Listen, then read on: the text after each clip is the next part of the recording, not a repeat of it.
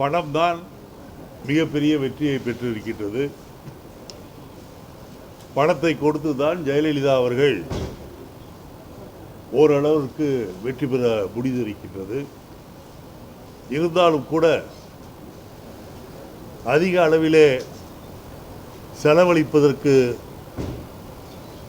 முடியாதவர்கள் மக்களிடையே நம்பிக்கை பெற்றிருந்தாலும் கூட வெற்றி பெறுகின்ற வாய்ப்பை இந்த தேர்தலிலே இழந்திருக்கின்றார்கள். இந்த தேர்தலிலே ஒரு ஆறுதலான விஷயம் என்னவென்று சொன்னால், திராவிட முன்னேற்ற கழக கூட்டணி மிகப்பெரிய பலம் வாய்ந்த ஒரு எதிரணியாக எதிர்க்கட்சியாக அமைந்திருப்பது இந்த தேர்தலிலே நடந்த ஒரு விசேஷம்.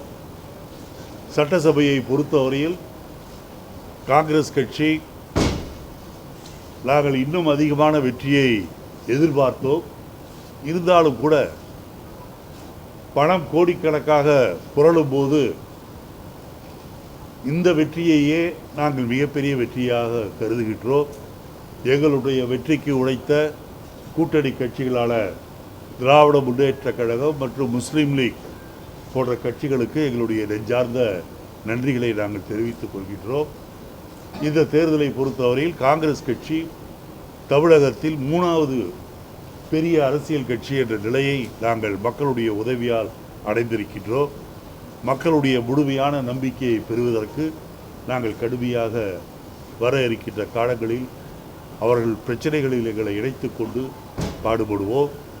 அதே நேரத்தில் இந்த தேர்தலை பொறுத்தவரையில் வெறும் பத்திரிகைகளில் அறிக்கை விட்டு பத்திரிகைகளில் செய்திகளை வரவழைத்து அரசியல் கட்சி நடத்தி கொண்டிருந்தவர்களெல்லாம் காணாமல் போயிருப்பது ஜனநாயகத்திற்கும் நல்லது, அரசியலுக்கும் நல்லது. தமிழகத்தை பொறுத்தவரையில் இன்றைக்கு எதிர்க்கட்சி தலைவராக தேர்ந்தெடுக்கப்பட்டிருக்கின்ற ஸ்டாலின் அவர்களுடைய அணுகுமுறை ஆரம்பத்திலேயே மிகச் சிறப்பாக இருக்கின்றது. ஒரு ஆக்கப்பூர்வமான எதிர்க்கட்சியாக திராவிட முன்னேற்ற கழகம் செயல்படும் என்ற நம்பிக்கை இருக்கின்றது. மக்கள் பிரச்சனைகளில் காங்கிரஸ் பேரியக்கம் திராவிட முன்னேற்ற கழகத்தோடு இணைந்து பணியாற்றும் என்பதையும் நான் தெரிவித்துக் கொள்கிறேன்.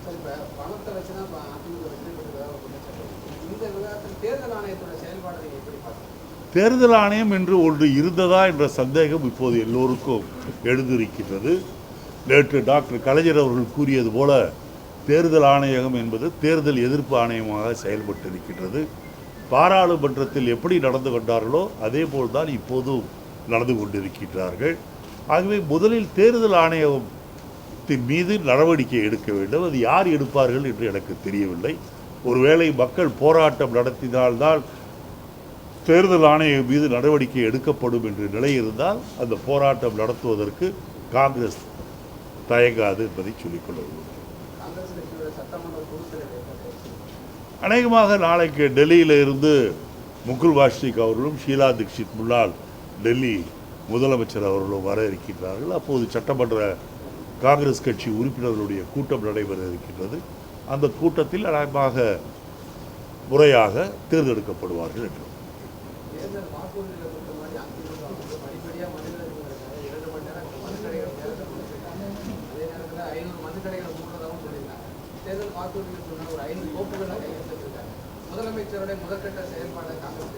முதற்கட்ட செயல்பாடே சரியாக இல்லை என்பதுதான் என்னுடைய அபிப்பிராயம்.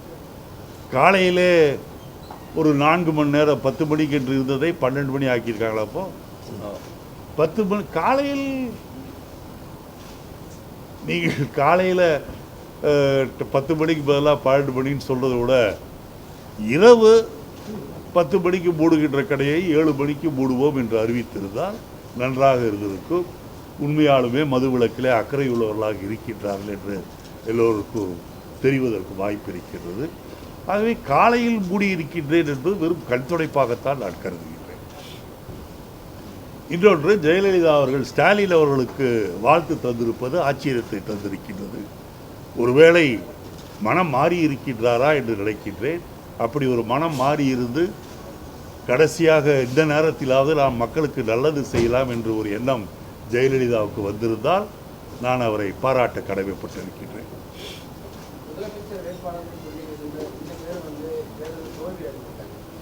தமிழக மக்கள் ஒரு யாரு முதலமைச்சராக சொல்லுவாங்க தோல்வி? யாரை சொல்றீங்க நீங்கள்? நான் தான் முதலமைச்சர் என்று தமிழ்நாட்டில் எனக்கு தெரிந்து கிட்டத்தட்ட 100 பேர் சொல்றாங்க. சொல்வதை எல்லாம் கணக்கில் எடுத்துக்கொள்ளக்கூடாது. அதுவே சொல்கின்றவர்களுக்கு சொல்கின்ற உரிமை இருக்கின்றது. அதை தவிர வேறு ஒன்றும் அதே போல் கனவு காண்பதற்கு உரிமை இருக்கின்றது. அதைத்தான் இந்த தேர்தல் நிரூபித்திருக்கிறது.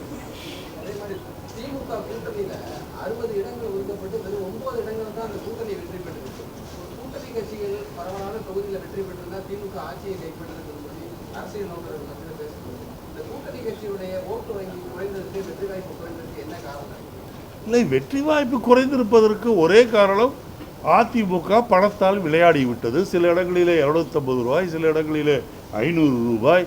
இன்றைக்கு கேள்விப்பட்டேன் சில இடங்களிலே 1000, 2000 கூட கொடுத்திருக்கின்றார்கள். ஆகவே பணத்திற்கு முன்பு வெற்றி வாய்ப்பை எங்கள் கூட்டணி இழந்திருக்கின்றது என்றுதான் சொல்ல வேண்டும்.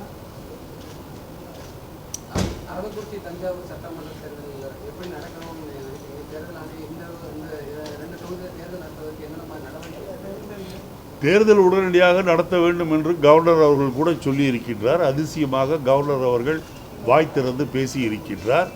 ஆகவே எலெக்ஷன் கமிஷன் இதற்காவது மரியாதை கொடுத்து உடனடியாக தேர்தலை காலதாமதம் செய்யாமல் நடத்த வேண்டும் என்று நான் விரும்புகின்றேன்.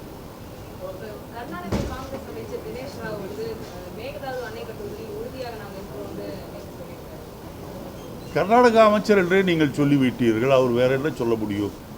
எங்களை பொறுத்தவரையில் தமிழ்நாடு காங்கிரஸ் கமிட்டி மிக தெளிவாக இருக்கின்றோம். மேகதாது அணை கட்டுவதை நாங்கள் முழுமையாக எதிர்ப்போம் என்று நாங்கள் சொல்லி இருக்கின்றோம்.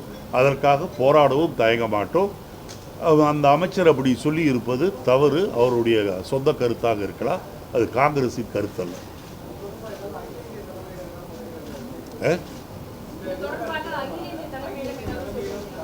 இல்லை, தமிழகத்திற்கு வருகின்ற மற்ற மாநிலங்களிலிருந்து வருகின்ற காங்கிரஸ் தலைவர்கள் கொஞ்சம் பொறுப்புணர்ச்சியோடு பேச வேண்டும் என்பதை நான் மேலிடத்திற்கு சொல்ல இருக்கின்றேன்.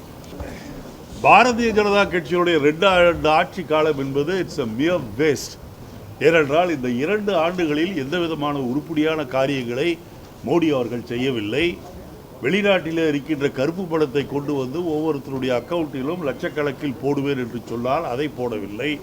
மீனவர்களுடைய பிரச்சனைகளை தீர்ப்பதற்கு, அதேபோல் இலங்கை தமிழருடைய பிரச்சனைகளை தீர்ப்பதற்கு மீனவர்களுக்கு என்று தனியாக ஒரு அமைச்சகத்தை ஏற்படுத்துவோம் என்று சொன்னார்கள். அதையும் செய்யவில்லை. இப்படி அவர் என்னென்ன வாக்குறுதி தந்தார்களோ அந்த வாக்குறுதியில் எதையும் அவர்கள் செய்யாமல் இன்றைக்கு பத்திரிகைகளில் பார்த்தீர்கள் என்றால் அது தமிழ் பத்திரிகைகளில் புரியாத மொழி, அது தமிழா வேறு எந்த மொழி என்று எனக்கு தெரியவில்லை. அந்த மொழியில் பத்திரிகைகளில் முழு பக்கம் கோடிக்கணக்கான பணத்தை செலவு செய்து விளம்பரம் செய்திருக்கின்றார்களே ஒழிய ஒட்டுமொத்த வளர்ச்சி என்ன என்பதை அவர்கள் அதிலே சொல்லவில்லை.